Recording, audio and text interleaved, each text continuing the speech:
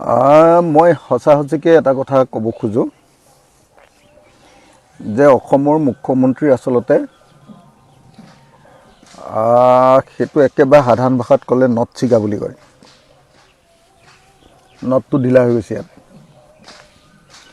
অসমৰ CMৰ নটটো ইয়াত ঢিলা হৈ গৈছে। মানে অসমৰ মুখ্যমন্ত্ৰীয়ে আমাৰ মুখ্যমন্ত্ৰীৰ আসনখনক একেবাৰে মানে অপবিত্ৰ কৰি পেলালে। মিয়াক কষ্ট দিবলৈ নহয়, বিদেশী খেদিবৰ কাৰণে বিজেপিয়ে আমাৰ পৰা শাসন লৈছিলে। বিজেপিক খেদিম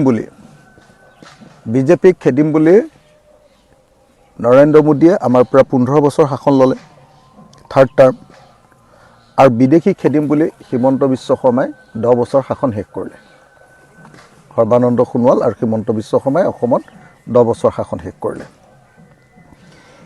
এতিয়া হিমন্ত বিশ্ব শৰ্মাই যেতিয়া কৈছে যে মিয়াক কষ্ট দিবই লাগিব আৰু সেইকাৰণে তেওঁ মুখ্যমন্ত্ৰী হৈছে, তেতিয়াহ'লে মই ক'ম যে মিয়াক কষ্ট দিবৰ কাৰণে নহয়, বাংলাদেশী খেদিবৰ কাৰণে আপোনাক আমি মুখ্যমন্ত্ৰী পাতিছিলোঁ আৰু আপুনি বাংলাদেশী খেদিব নোৱাৰি অসমলৈ বাংলাদেশী অনাৰ ঠিকা লৈ ধৰ্মৰ নামত আপুনি এতিয়া আবুল তাবুল বকিছে, আপুনি এতিয়া পগলামি কৰিছে, আপুনি এতিয়া এইবাৰ ইলেকশ্যনত হাৰিম বুলি পাগল হৈ গৈছে। আচলতে আমি দেখিছোঁ যে যেতিয়াৰ পৰা এইটো খাটাং হৈ গ'ল যে অসমত বিৰোধী দলবিলাকৰ অক্ষ হৈ যাব, এলায়েন্সটো কনফাৰ্ম হৈ গ'ল, তেতিয়াৰ পৰা হিমন্ত বিশ্ব শৰ্মাৰ ইয়াত মানে নটটোৱে কাম নকৰা হৈ গ'ল, ঢিলা হৈ গ'ল। এইটো গ'ল তেওঁ। নহ'লেনো এনেকুৱা মুখ্যমন্ত্ৰী এজন থাকিব পাৰে নেকি? সাংবিধানিক পদত থকা মানুহ এজনে এনেকৈ ক'ব পাৰে নেকি যে মিয়াৰ ৰিক্সাত উঠিলে 5 টকা ভাড়া খুজিলে 1 টকা কমাই দিব? এনেকৈ ধৰণে যি কয় আৰু কয় যে মিয়াক আচলতে ৰিক্সাৱালা এজনক তাৰমানে 1 টকা ভাড়া কমাই দিলেহে অসমীয়া জাতি জীয়াই আছে বুলি গম পাব। সেইটোতো একেবাৰে এজন সঁচাসঁচিকৈ ৰাস্তাত ঘূৰি ফুৰা, বহুত যে একদম কাগজ পত্ৰ গোটেইখিনি যে এনেকৈ বান্ধি যে বস্তা চস্তা বান্ধি ঘূৰি ফুৰা মানুহ এজনেওতো তেনেকৈ নকয় ন। অসমৰ মুখ্যমন্ত্ৰীয়ে যেনেকুৱা কথাবিলাক কৈ আছে, আপুনি কওকচোন যে কোন ধৰ্মই শিকাইছে যে শ্ৰম কৰি খোৱা মানুহবিলাকক ঠগি খাব লাগে? কোন ধৰ্মই শিকাইছে যে শ্ৰমজীৱী মানুহক ঠগি খোৱাটো এটা জাতিৰ বীৰত্বৰ লক্ষণ? অসমীয়া জাতি কেতিয়াও ঠগবাজি জাতি নাছিলে। হয়, অসমীয়া জাতিৰ বহুত 2 নম্বৰ লিডাৰ ওলাইছে, ঠগনবাজি কৰা মানুহ ওলাইছে, হিমন্ত বিশ্ব শৰ্মাৰ নিচিনা 3rd ক্লাছ, এটা 1st ক্লাছ জাতিৰ এটা 3rd ক্লাছ সন্তান ওলাইছে বহুত। এনেকুৱা 1st ক্লাছ অসমীয়া জাতিৰ 3rd ক্লাছ সন্তান হিমন্ত বিশ্ব শৰ্মা, এনেকুৱা বহুত মানুহ ওলাইছে। কিন্তু পৃথিৱীৰ কোন মানুহে সঁচাকৈ আপুনি নিজেই ভাবক, যিসকলে ভগৱানক বিশ্বাস কৰে তেখেতসকলেও ভাবক যে ভগৱানে আমাক কাৰোবাক কষ্ট দিবৰ কাৰণে সঁচাকৈ অসমীয়া হৈ জন্ম দিয়াইছে নেকি? আজিৰ দিনটোত ভগৱানে সঁচাকৈ এনেকুৱা জ্ঞান দিছে নেকি কাৰোবাক যে কষ্ট কৰা মানুহক ভাড়া কমকৈ দিবা আৰু সেইটো তোমাৰ বীৰত্ব? আমাৰ মুখ্যমন্ত্ৰীজন কিয় ৰাস্তাৰ গুণ্ডাৰ পৰ্যায়লৈ নামি গৈছে? তেওঁ কিয় অসমৰ মুখ্যমন্ত্ৰীজন আজি ষ্ট্ৰিক্ট যে আপোনাৰ কি বুলি কয় এইবিলাক লাফাংগাবিলাক যে থাকে, হিমন্ত বিশ্ব শৰ্মা আজিৰ দিনটোত অসমত ষ্ট্ৰিক্ট লাফাংগাত কিয় পৰিণত হৈছে? কি এইটো তেখেতৰ মগজুৰ বিকৃতিৰ প্ৰমাণ নহয়নে বাৰু? এইটো মগজুৰ বিকৃতিৰ প্ৰমাণ হয়নে নহয় আপোনালোকে নিজে কওকচোন। হিন্দু ধৰ্মই আমাক জ্ঞান দিছে যে কৰ্মই ধৰ্ম, কাম কৰা মানুহক সন্মান কৰিবা। আমাৰ তথাকথিত হিন্দুত্ববাদী হিমন্ত বিশ্ব শৰ্মাৰ নিচিনা নেতাই আকৌ আমাক কৈছে যে কাম কৰা মানুহক কষ্ট দিবা, কাম কৰা মানুহক ঠগিবা, কাম কৰা মানুহৰ প্ৰাপ্য যদি 5 টকা হয় তেতিয়াহ'লে 4 টকা দিবা, আৰু এনেকৈ 4 টকা দি আনন্দ লভিবা, আৰু সেইটোৱে তেওঁলোকৰ হিন্দুত্ব। সঁচাকৈ এই হিন্দুত্ব সঁচা হিন্দু মানুহৰ হিন্দুত্ব হয়নে? আজি হিমন্ত বিশ্ব শৰ্মা এজন ভুৱা হিন্দুত্ববাদী নেতাত পৰিণত হোৱা নাইনে বাৰু? আজি হিমন্ত বিশ্ব শৰ্মাৰ নিচিনা লাফাংগা, বটলা মালবিলাকে, আমাৰ জুবিন দাই যিটো বটলা মাল বুলি কৈ গৈছে, এই বটলা মালবিলাকে অসমীয়া জাতিটোক সঁচাকৈ আজিৰ দিনটোত ইতিহাসৰ আটাইতকৈ বেয়া দিনবিলাকলৈ লৈ যোৱা নাইনে বাৰু? এনেকুৱা ধৰণৰ উগ্ৰ ৰাজনৈতিক হিন্দু যিবিলাক আছে, এইবোৰ ৰাজনৈতিক হিন্দু, ইহঁতে হিন্দু তিন্দু নহয়। হিন্দু হ'লে মানে সঁচা সঁচিকৈ যদি হিন্দু ধৰ্মৰ মানুহ হয়, আমাক কৰ্মই ধৰ্ম বুলি শিকাইছে, আৰু কৰ্ম কৰা মানুহক সন্মান কৰিবলৈ শিকাইছে, আৰু কৰ্মৰ ফলাফলৰ কথা কেতিয়াও চিন্তা নকৰিবলৈ আমাক কৈ গৈছে। কৰ্ম কৰি যাবলৈ কৈছে, সৎভাৱে কৰি যাবলৈ কৈছে, আৰু তাৰ ফলাফল চিন্তা নকৰি আগবাঢ়ি যাবলৈ কৈছে। এতিয়া অসমীয়া মানুহক এটা ঠগি খোৱা জাতিত পৰিণত কৰিবৰ কাৰণে অসমৰ মুখ্যমন্ত্ৰীয়ে যি ধৰণে প্ৰচেষ্টা চলাইছে, আৰু 5 টকাৰ ঠাইত 4 টকা ভাড়া দিবলৈ যি ধৰণে তেওঁ উচতনি দিছে, এইটো আচলতে হিন্দু আৰু মুছলমানৰ মাজত সংঘাত লগোৱাৰ আটাইতকৈ ডাঙৰ উচতনি বুলি আমি ক'ব পাৰোঁ। এইটো সাম্প্ৰদায়িক সংঘাত লগোৱাৰ বক্তব্য, উচতনিমূলক বক্তব্য। আৰু পৃথিৱীৰ যিকোনো এখন গণতান্ত্ৰিক দেশ যদি আজি থাকিলেহেঁতেন, তেতিয়াহ'লে অসমৰ মুখ্যমন্ত্ৰীক আজিৰ দিনটোত জেললৈ পঠিয়াই দিলেহেঁতেন, জেললৈ পঠিয়াই দিলেহেঁতেন। এনেকুৱা ধৰণৰ সাম্প্ৰদায়িক উগ্ৰ মানে গোষ্ঠী সংঘৰ্ষ লগাব পৰা উচতনিমূলক বক্তব্য প্ৰদান কৰাৰ কাৰণে নিশ্চিতভাৱে আজি জেললৈ পঠিয়াই দিলে। মুখ্যমন্ত্ৰী হিমন্ত বিশ্ব শৰ্মা ডাঙৰীয়া, আপুনি অসমৰ মানুহক, শ্ৰম কৰি খোৱা মানুহক ঠগিবৰ কাৰণে শিকাব নালাগে। আপোনাৰ যদি অকাদ আছে, আপোনাৰ যদি দম আছে, আপোনাৰ যদি সাহস আৰু সৎ ইচ্ছা আছে, তেতিয়াহ'লে আপুনি বিদেশী খেদক। আজি আপুনি কৈছে যে দুলীয়াজনলৈ আহি বাংলাদেশী সোমালে। কাৰ দিনত? কাৰ দিনত? কাৰ শাসন চলি আছে? যদি দুলীয়াজনত আহি বাংলাদেশী সোমাইছে, গোলাঘাটত যদি বাংলাদেশী সোমাইছে, ডিব্ৰুগড়ত যদি বাংলাদেশী সোমাইছে, তাৰ কাৰণে জগৰীয়া কোন? হিমন্ত বিশ্ব শৰ্মা আপুনি হয়নে নহয়? অসমৰ গৃহমন্ত্ৰী আপুনি নে অসমৰ গৃহমন্ত্ৰী অসমৰ জনতা?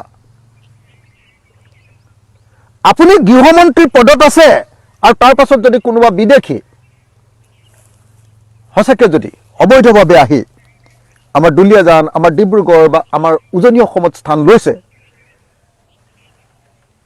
তেতিয়াহ'লে তাক লৈ ৰিক্সাৰ ভাড়াৰ কম দিবৰ কাৰণে ক'ব নালাগে, বিদেশীবিলাকক খেদি দিয়াৰ ব্যৱস্থা কৰিব লাগে। যদি বিদেশী খেদিব নোৱাৰা, তুমি কিহৰ মুখ্যমন্ত্ৰী? কিহৰ? আৰু আপোনালোকে নিশ্চয় সকলোৱে জানে যে অসমৰ ইতিহাসৰ আটাইতকৈ কম বিদেশী খেদা মুখ্যমন্ত্ৰী দুজনে হ'ল সৰ্বানন্দ সোণোৱাল আৰু হিমন্ত বিশ্ব শৰ্মা। সৰ্বানন্দ সোণোৱাল আৰু হিমন্ত বিশ্ব শৰ্মাৰ দিনত এতিয়ালৈকে, যোৱাবাৰ মোক বিধানসভাত দিয়া তথ্য অনুসৰি, এতিয়ালৈকে 9 বছৰত 1676জন বিদেশীকে এতিয়ালৈকে খেদোৱা হৈছে। তাতকৈ তৰুণ গগৈ ডাঙৰীয়াৰ দিনত, তাতকৈ প্ৰফুল্ল মহন্ত ডাঙৰীয়াৰ দিনত, তাতকৈ হিতেশ্বৰ শইকীয়া ডাঙৰীয়াৰ দিনত তাতকৈ বহুত অবৈধ বিদেশীক অসমৰ পৰা বেছি বহিষ্কাৰ কৰা হৈছে। অসমৰ ইতিহাসৰ আটাইতকৈ কম বিদেশী খেদাব পৰা অসমৰ মুখ্যমন্ত্ৰীজনে বিদেশী খেদিব নোৱাৰাৰ যিটো ব্যৰ্থতা, সেই ব্যৰ্থতা লুকুৱাবৰ কাৰণে আৰু 2026 চনৰ নিৰ্বাচনত কোনো পধ্যে জিকিব নোৱাৰা এটা পৰিস্থিতিৰ সৃষ্টি হোৱাত, কোনো ধৰণৰ উন্নয়নমূলক কাম কৰি ইলেকশ্যনত জিকিব নোৱাৰাৰ পৰিস্থিতি এটা সৃষ্টি হোৱাত এতিয়া শেষ আশ্ৰয় হিচাপে তেওঁ গ্ৰহণ কৰিছে সাম্প্ৰদায়িকতাবাদক, শেষ আশ্ৰয় হিচাপে গ্ৰহণ কৰিছে তেওঁ হিন্দু মুছলমানৰ সংঘাতক, আৰু শেষ আশ্ৰয় হিচাপে গ্ৰহণ কৰিছে তেওঁ মিয়াক। মিয়াই হ'ল হিমন্ত বিশ্ব শৰ্মাৰ 2026 চনৰ নিৰ্বাচনী ৰাজনীতিত জয়ী হোৱাৰ কাৰণে শেষ আশ্ৰয়স্থল। আজি দুৰ্ভাগ্যজনক ঘটনা যে আজি হিমন্ত বিশ্ব শৰ্মা আজমলৰ খুব ভাল বন্ধু, কিন্তু তেওঁ আকৌ সাধাৰণ মিয়াজনৰ ডাঙৰ শত্ৰু। মই শুনা মতে আজমল আৰু হিমন্ত বিশ্ব শৰ্মাই একেলগতে চৌদি আৰবত প্ৰপাৰ্টি কৰিছে। মই শুনা মতে অসমৰ বোলে আৰু এজন প্ৰাক্তন মন্ত্ৰীৰো তেনেকুৱা ধৰণৰ প্ৰপাৰ্টি আছে একেলগতে। মই শুনা মতে আজমলৰ লগত ভাল, কিন্তু সাধাৰণ খাটি খোৱা মিয়াবিলাক তেওঁৰ ওপৰত তেওঁ ৰজা। আজমল তেওঁ বন্ধু।